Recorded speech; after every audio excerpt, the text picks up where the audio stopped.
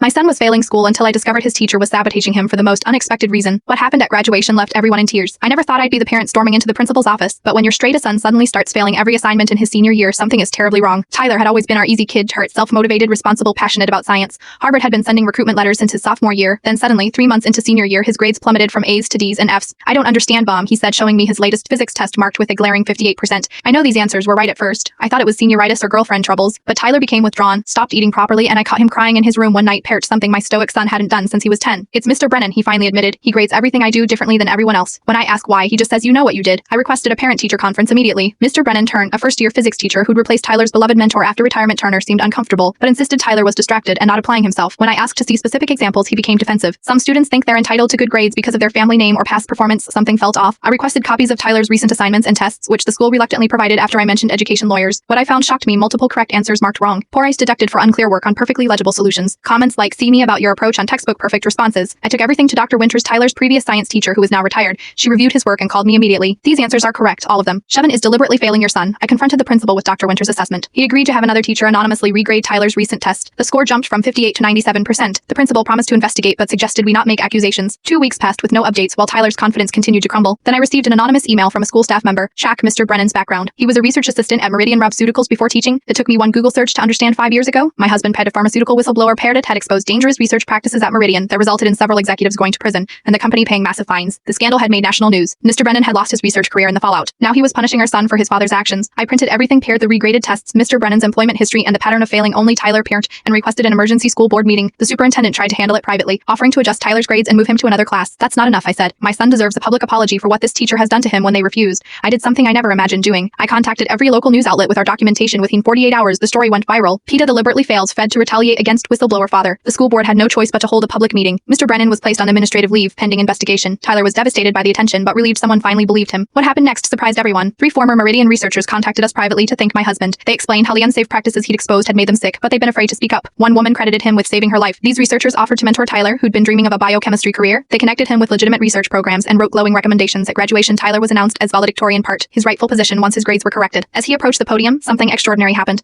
Throughout the audience stood up one by one, each wearing a small blue whistleblower pin on their gowns. Tyler's voice shook as he began his speech. For months, I thought I was failing. What I didn't realize was that I was being taught the most important science lesson of all: that truth matters more than consequences, and that standing up for what's right is worth the cost. He looked directly at my husband in the audience. My father taught me that lesson long before I understood it. Today, I finally do. There wasn't a dry eye in the auditorium, parrot, except for one empty seat where Mr. Brennan should have been sitting with the faculty. Tyler starts at Harvard this fall with a full scholarship. He's planning to study ethics and scientific research. Sometimes the most valuable lessons our children learn aren't in any curriculum. They're in watching how we handle injustice, and in finding the courage to face it themselves. If you want to know what happened when Mr. Brennan tried to sue us for defamation, click share for part 2.